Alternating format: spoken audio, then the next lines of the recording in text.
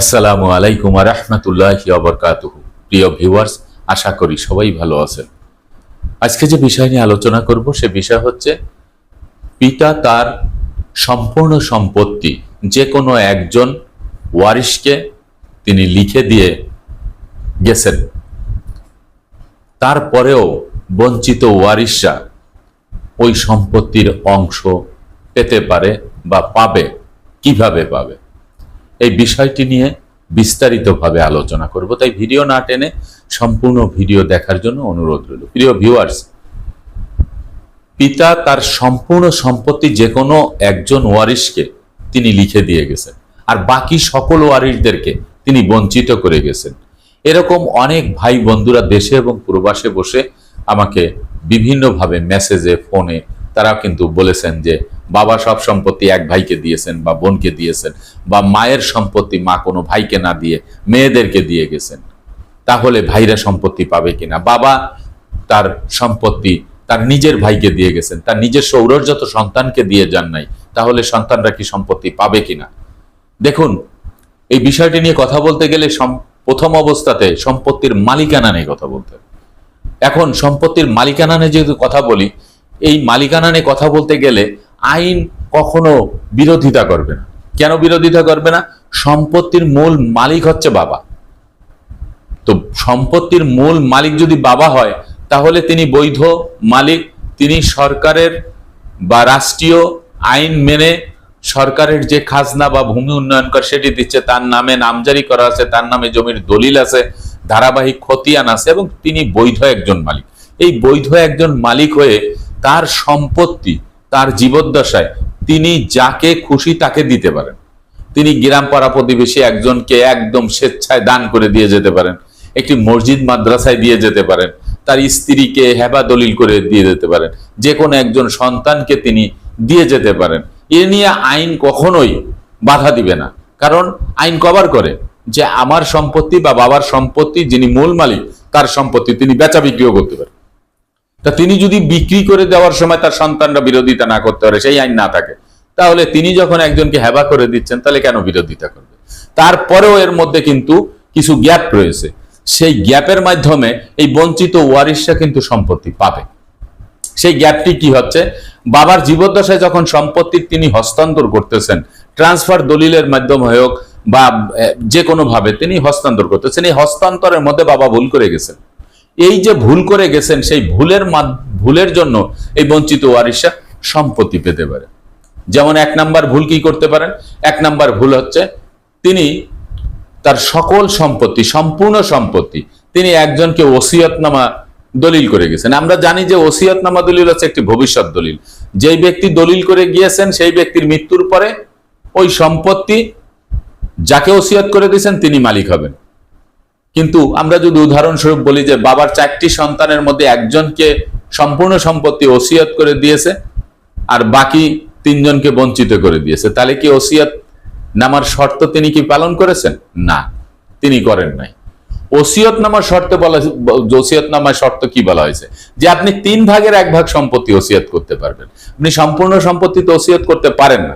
যে সকল বাবারা এই সম্পূর্ণ সম্পত্তি ওসিয়ত করে দিয়েছে, বঞ্চিত ওয়ারিশরা তারা যদি বিজ্ঞ আদালতে চ্যালেঞ্জ করে এই সম্পত্তি ফিরে পাবার জন্য একজন আইনজীবী দিয়ে যদি তার নিজস্ব জেলায় যে জজ কোর্ট আছে সেখানে যদি তিনি চ্যালেঞ্জ করেন, তাহলে ওই ওসিয়তনামা দলিল থেকে 2 ভাগ সম্পত্তি কিন্তু এই বঞ্চিত ওয়ারিশরা পাবে। এগুলো একটি বিষয়।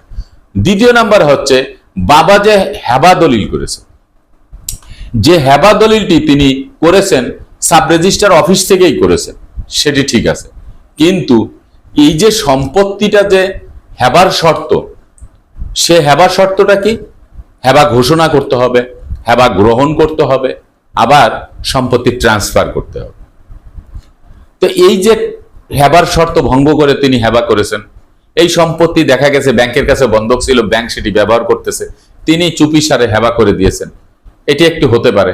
দ্বিতীয় নাম্বার হচ্ছে এই সম্পত্তি অন্যের দখলে রয়েছে, এটি হতে পারে।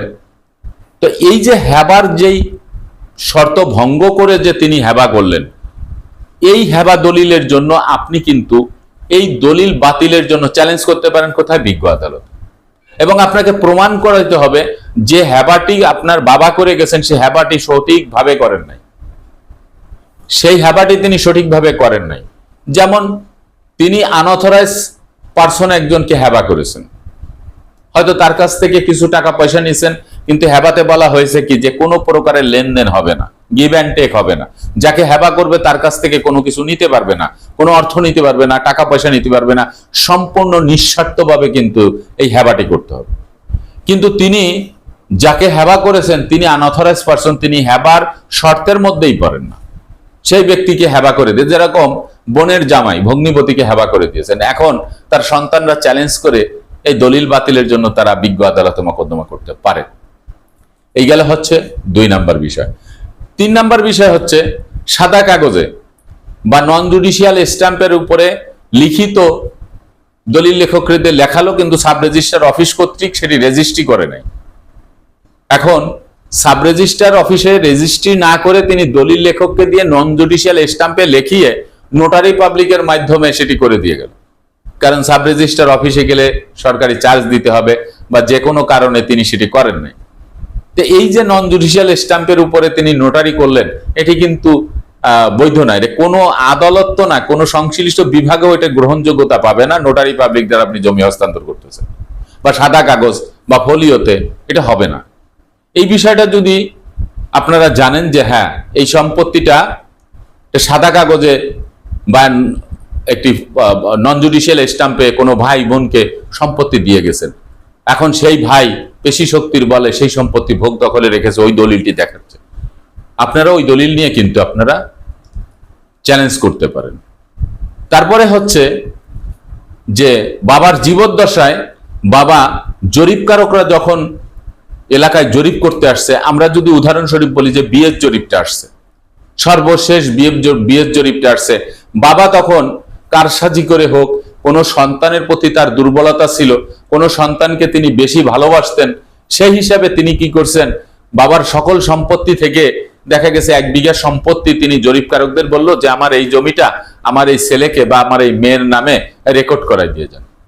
এখন সর্বশেষ হালনাগাদ যে রেকর্ডটি আসছে, এই রেকর্ডে যে ভাইয়ের নাম বা বোনের নাম আসছে, তিনি এখন ওই 1 বিঘা সম্পত্তির মালিক। এখন সম্পত্তি যখন ভাগ বাটোয়ারা হচ্ছে তখন তো ওই 1 বিঘা সম্পত্তি বাদ রেখে ভাগ করতেছেন, কিন্তু যারা বোঝেন তারা বলে না ওইটা তো ভাগ হবে আমাদের, এই রেকর্ড খতিয়ানের বুনিয়াদে তো মালিকানা পাওয়া যাবে না। তো তখন এটা নিয়ে মনে করেন বিভিন্ন ধরনের বিরোধ সৃষ্টি হয়। কিন্তু এইখানে বলা হচ্ছে যে এই একটিমাত্র রেকর্ড খতিয়ান নাম তুলে দিলেই ওই লোক কিন্তু মালিক হয়ে যাবেন না। মালিকানা পেতে হলে সর্বপ্রথম সাব রেজিস্ট্রার অফিসে দৌড়াতে হবে। সাব রেজিস্ট্রার অফিস কর্তৃক ছাড়া জমির মালিকানা পাওয়ার কোনো সুযোগ নাই। আর পাতে পারেন আপনি বংশ পরম্পরায় ধারাবাহিকভাবে ওয়ারিশ হিসাবে আপনি সম্পত্তি পাবেন, কিন্তু জমি যখন ট্রান্সফার হবে, জমি যখন হাত বদল হবে, তখনই দলিল সৃষ্টি হবে এবং সেই দলিলটা সাব রেজিস্ট্রার অফিস কর্তৃক হতে হবে। আশা করি আপনারা বুঝতে পেরেছেন যে বাবা সম্পত্তি যদি লিখেও দেওয়া যায়, তাহলে এই সকল বিষয়ে যদি বাবা করে দিয়ে থাকে, তাহলে এই সকল বিষয় আপনারা চ্যালেঞ্জ করে বিজ্ঞ আদালত থেকে আপনারা কিন্তু মালিকানা পেতে পারেন। আজকের মতো ভিডিওটি এখানে শেষ করব, আগামীতে দেখাবো অন্য কোনো ভিডিও নিয়ে। সে পর্যন্ত সবাই ভালো থাকবেন, সুস্থ থাকবেন আর আমার জন্য দোয়া করবেন। আল্লাহ হাফিজ।